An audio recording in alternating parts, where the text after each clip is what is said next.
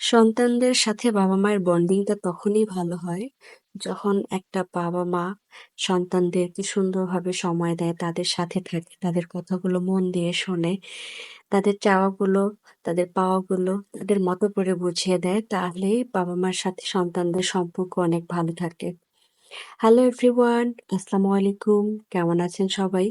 সবাইকে স্বাগত জানাচ্ছি আরেকটি নতুন ব্লগ ভিডিওতে।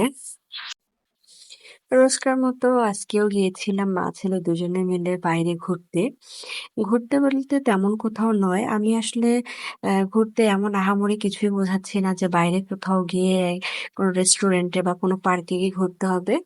তা কিন্তু নয়। আপনার আশেপাশেই দেখবেন অনেক জায়গা রয়েছে যেখানে বাচ্চারা খেলতে পারে, মন খুলে হাঁটতে পারে, কথা বলতে পারে, সবার সাথে মিশতে পারে। এরকম জায়গা হলেই বেটার। কারণ তারা হচ্ছে অ্যা দমবন্ধ পরিবেশে থাকে। বিশেষ করে শহরের বাচ্চারা ওইভাবে কখনো ওরকম স্পেস পায় না বলে ওরা সবসময় খোলামেলা জায়গাটাকে সবচেয়ে বেশি পছন্দ করে। আমি ঠিক ওখানেই নিয়ে গিয়েছিলাম আজকে আমার ছেলেকে। আমি যেখানে থাকি ঠিক তার পাশেই একটা ছোট্ট গ্রামের মতো একটা জায়গা রয়েছে। সেখানে গিয়েছিলাম আমি তাকে নিয়ে।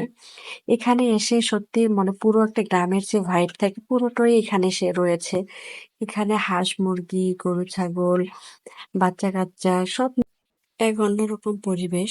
যেখানে গেলে ছোট বড় সবারই মন ভালো হয়ে যায় অটোমেটিক্যালি। কারণ হচ্ছে চারদিকে যে সবুজ পরিবেশ, পুরো শান্তি বিরাজ করতেছে যেখানে কোনো কোলাহল নেই, শব্দ নেই।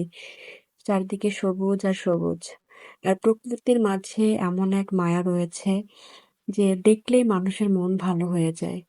আসলে এটা গড গিফটেড, কারণ আল্লাহ এমন কিছু প্রকৃতির মাঝে দিয়েছে যেটা হচ্ছে যেকোনো মানুষের জন্যই অনেক উপকারী। দেখলেই মন ভালো হয়ে যায়। যখন দেখবেন আপনার মন খারাপ হবে, আপনি ঠিক কোথাও কোনো খোলা জায়গায় গিয়ে কোনো গাছের নিচে বসে গাছের দিকে তাকিয়ে থাকবেন, আকাশের দিকে তাকিয়ে থাকবেন। দেখবেন যে আপনার মন ভালো হয়ে গেছে। কার কেমন হয় আমি জানি না। তবে আমার কাছে এরকম হয়, তাই আমি বললাম। আমি আমার নিজস্ব opinion-টাই শেয়ার করলাম। এই আরকি।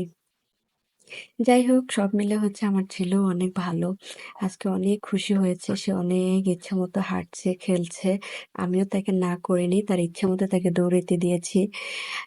আমরা অনেকেই আছি যে বাচ্চারা একটু মাটি ধরলে বা কোথাও পড়ে গেলে কত রকম আফসোস করি বা কত কিছু বলি। আসলে তারা যদি না পড়ে বা মাটি, বালু এগুলো না ধরে তাহলে তারা শিখবে কিভাবে? এটাই তো তাদের শেখার বয়স। যাই হোক, আজকের ভিডিওটি কেমন লেগেছে অবশ্যই জানাবেন। আর আমার ছেলের, আমার পরিবারের জন্য দোয়া করবেন। ভালো থাকবেন সবাই। ভিডিওটি ভালো লাগলে অবশ্যই শেয়ার করবেন। আল্লাহ হাফেজ।